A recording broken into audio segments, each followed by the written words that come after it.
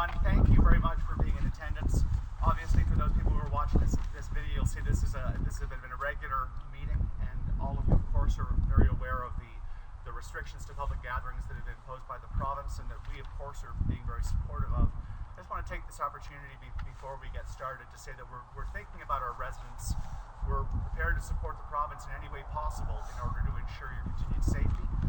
One message that we'd like to extend is that the restrictions against personal contact and the restrictions to try to avoid public gatherings are really significant ones. Council's taking them very seriously. It's why we're meeting in a very freezing cold parking lot right now. We would certainly encourage all of our residents to do likewise and to reach out to the appropriate bodies if they need help.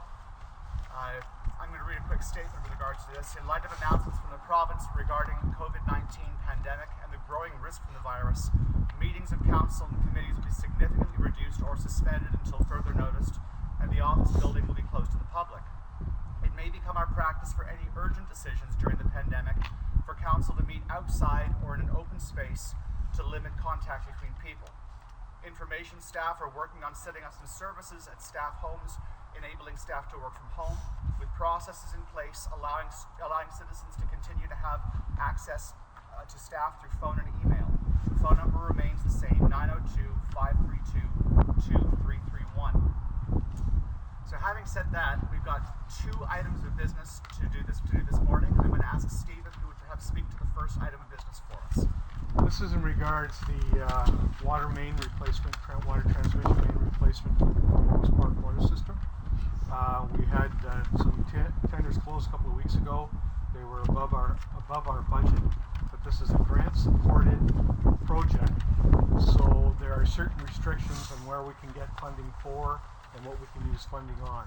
There's two phases to the project. One is a river crossing, which is not subject to the grant, and one is the main installation, which is subject to the grant. So council will see the bids that we received, the existing funding that was approved in the capital plan for 2019-2020, and the new funding request accessing additional funding from gas tax and additional funding from the water reserve. And that funding is split so it supports those projects that are not grant funded, and that's why the increase. So you'll see in the resolution the total ask that we are asking for in terms of this particular project and the reserve balances against each. So you can see there's a suggested resolution on your page where the council approved the funding for the Cornwallis Park water transmission line construction as follows. And it gives the details. Could I ask that?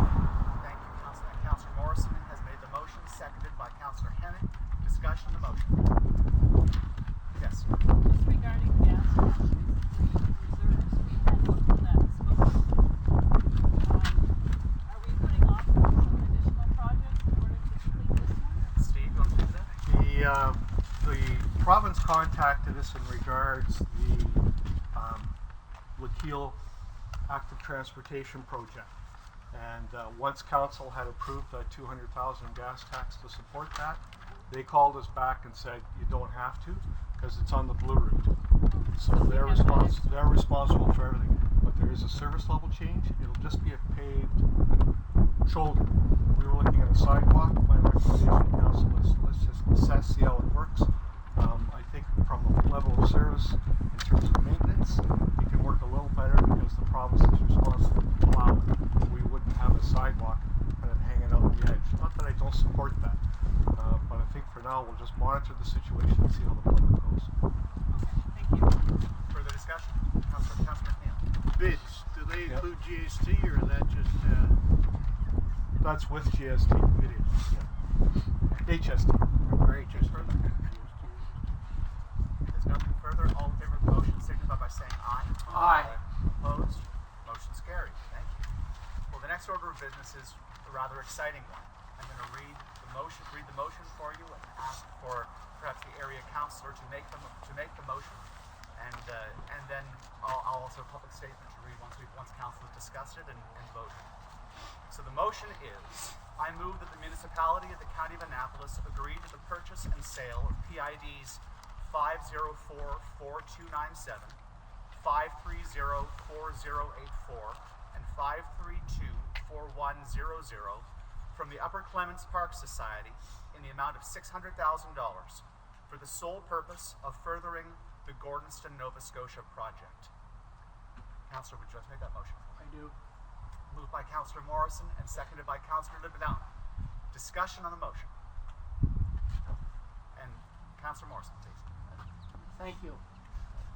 I would simply like to say that the manner of going about this exciting initiative with an international institution such as Gordonston, Scotland, is one that will benefit individual citizens of our county, which will benefit the province as a whole, and also this project indicates the breadth and scope of subjects that a county council considers and that a municipality is able to accomplish.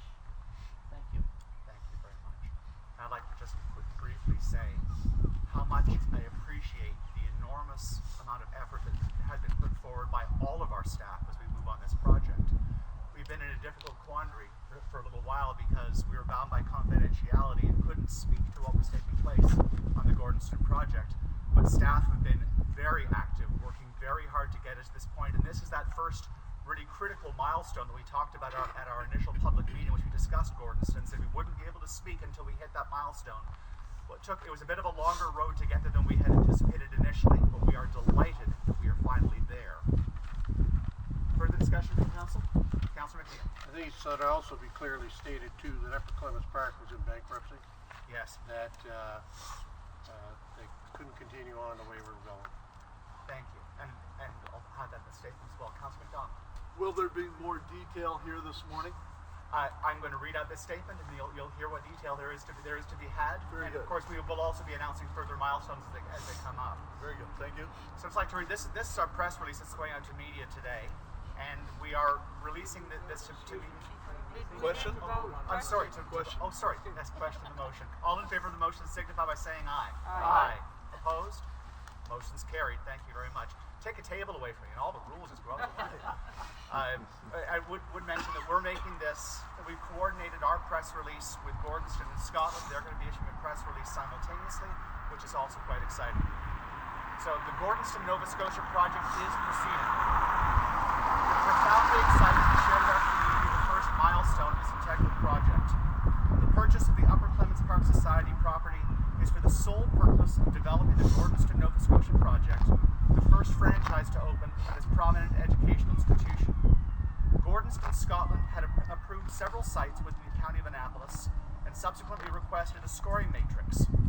In the 11th hour, Annapolis County officials became aware that the Upper Clements theme park might close and asked if the park properties could be included in the scoring matrix. Representatives from Gordonston, Scotland visited all potential sites, and the Upper Clements Park property with its view of the Annapolis Basin will be a beautiful and prestigious site for the new franchise. Gordonston's links to Nova Scotia date back hundreds of years. The main building within the school, Gordonston House, was originally owned by Sir Robert Gordon, who was made a baronet for Nova Scotia in 1624, 4 years after the official charter giving Nova Scotia its name and flag. As one door closes, another has opened. The Upper Clements theme park has been an important tourism attraction and employment generator for over 30 years. The theme park's board has been diligent in their efforts to keep the theme park open and safe. Financial difficulties became too much in the last several years, and the theme park, despite best efforts, was near bankruptcy. The Upper Clements Park Society should be commended for their efforts and for the service they have given to our community. The selection and purchase of the Upper Clements Park property is the first milestone that we are announcing today. Additional milestones will be announced in later press releases.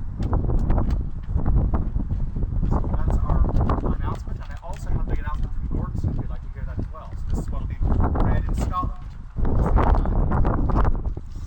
Gordonston School to open in Canada. Gordonston is pleased to announce the Gordonston School will be built in Nova Scotia, a Canadian province with historic links to Gordonston.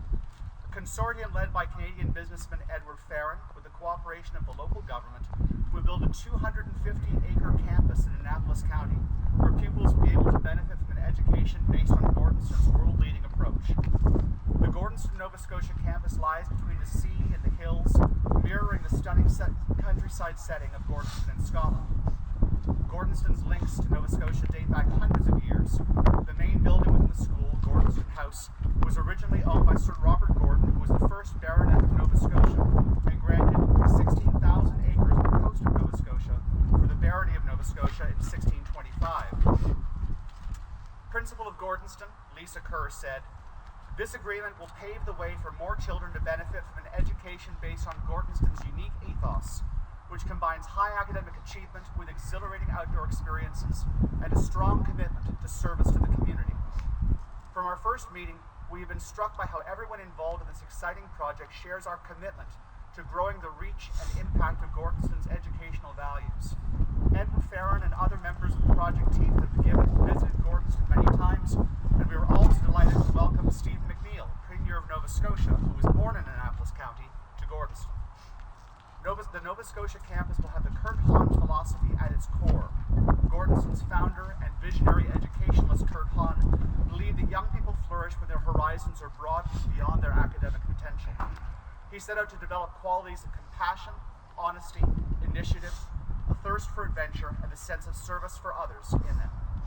Annapolis County Warden Timothy Avinsky added, "Gordonston, Nova Scotia promises to bring the world to our doorstep, and in turn to share the values of our county, compassion, volunteerism, creativity, and persistence with communities around the globe.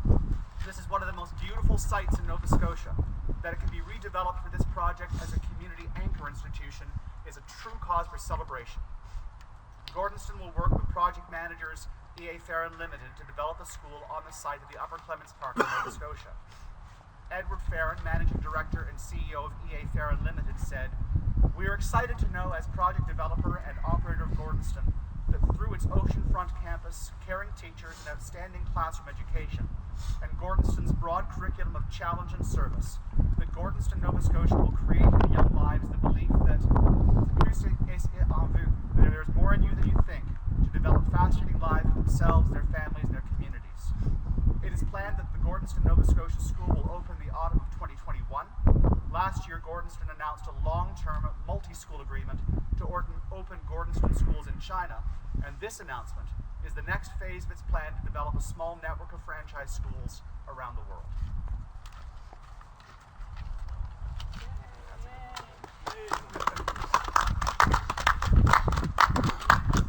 Well, folks, that's all the business that we had for today. I really appreciate your being here and braving the cold. We'd ask our public, please stay safe, stay home, and call if you